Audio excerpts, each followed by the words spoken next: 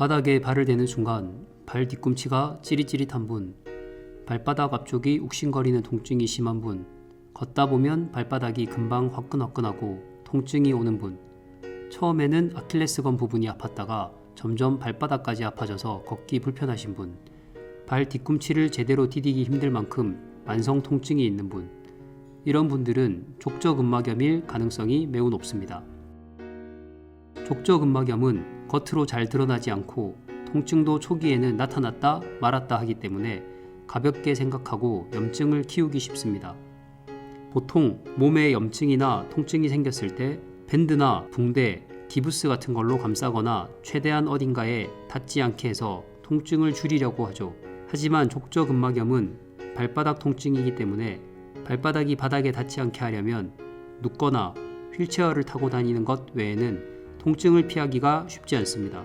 특히 직업 특성상 오래 서 있어야 하거나 하이힐 또는 바닥이 딱딱하고 앞코가 좁은 구두를 주로 신고 많이 걸어야 하는 경우에는 족저근막염이 발생하기 쉬울 뿐만 아니라 발생 후에 치료와 관리가 더욱 어렵습니다. 그렇다면 족저근막염은 왜 생기는 걸까요? 평소 활동적인 생활을 하는 사람들은 하루에 7,500보 정도를 걷는다고 합니다. 이걸 평균 수명 80세 기준으로 계산했을 때 평생 2억 1,626만 2,500보, 거리로는 17만 7,027km가 되고 지구를 4바퀴 반이나 돌 수 있을 만큼 어마어마한 거리입니다. 이때 나의 발은 중력에 맞서서 내 몸무게를 받쳐야 하고 걸을 때마다 받는 충격을 매번 흡수해야 하고 또 그 에너지로 몸이 앞으로 나아가게끔 밀어주는 역할까지 평생 해줘야 하는 매우 중요한 역할을 담당하고 있습니다.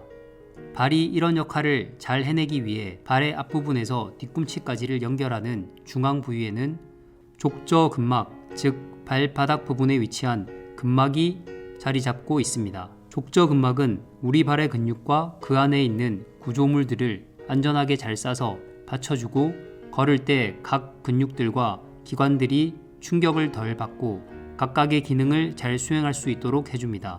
하지만 유전적 평발이나 오목발처럼 발의 아치 기능이 저하되어 있는 분, 과체중인 분, 오래 서 있거나 걷는 시간이 3시간 이상 매일 지속되는 분, 빨리 걷거나 달리는 시간이 긴 분, 자신의 발에 맞지 않는 신발이나 인솔을 착용하는 분, 신발끈이나 스트랩 등을 제대로 묶지 않아 신발 안에서 발이 미끄러지거나 쏠림이 많은 분의 경우에는 발바닥에 있는 족저근막이 과하게 긴장되고 당겨지는 동작이 습관화되고 오래 지속되면서 점점 더 뻣뻣해지고 경직되는 결과를 초래하게 됩니다. 기본적으로 근막의 대부분을 구성하는 성분은 바로 물입니다.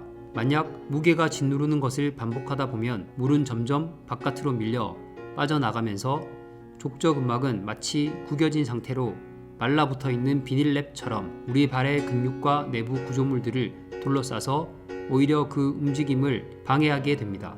결국 잘못된 자세로 걷게 되면서 팔자걸음이나 안짱걸음을 유발하기도 하고 근육은 약화되고 유연성은 더욱 떨어지게 됩니다. 특히 중년 이상이 되면 기능이 대부분 상실되고 뻣뻣해져 있는 발 내부 근신경계 조직들을 직접적으로 압박하게 됩니다. 그래서 발바닥에서 시작되어 하지 전체로 연결되는 몸의 정렬을 틀어지게 만드는 것이죠. 그렇다면 족저근막염을 미리 알고 예방하는 방법은 없을까요? 지금 양말을 벗고 자신의 발을 한번 관찰해 보세요. 혹시 발 뒤꿈치 쪽에 각질이 자주 생긴다거나 발 앞쪽이나 발가락에 굳은 살이 자주 생기고 있나요? 그렇다면 몸의 밸런스가 맞지 않다는 뜻이기 때문에 자주 관찰하고 원인을 파악해서 해결해 주는 것으로 족저근막염을 예방할 수 있습니다.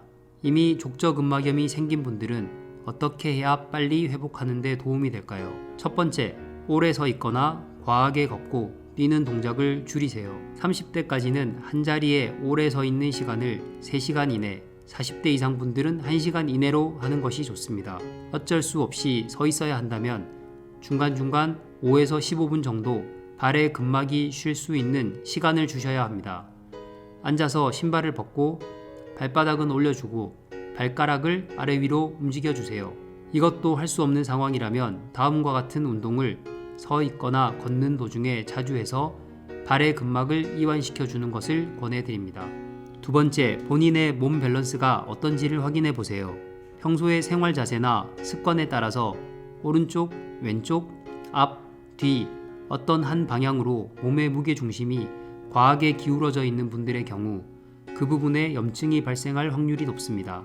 몸의 밸런스를 확인할 수 있는 시설에 가셔서 자주 점검해 보시고 자세 교정이나 맞춤 깔창의 도움을 받아 몸의 무게 중심을 균형적으로 맞춰준다면 발의 특정 부분에 집중적으로 가해지는 압력을 분산시켜 통증을 예방하거나 줄일 수 있습니다. 만약 상하체의 균형이 많이 틀어지고 근육이 약화된 분이라면 노르딕 워킹 포를 이용해서 몸의 균형을 맞춰주면 많은 도움이 됩니다. 세 번째, 걸을 때 유연하고 충격 흡수 기능이 좋은 신발을 신으세요.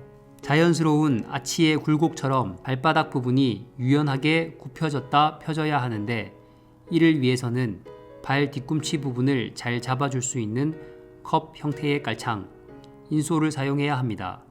그리고 밑창, 아웃솔 부분이 발과 함께 유연하게 움직일 수 있는 신발은 뒤꿈치에서 엄지발가락 방향으로 무게 중심이 자연스럽게 이동될 수 있게 해주기 때문에 발 한쪽으로 무게가 쏠리는 것을 방지할 수 있습니다.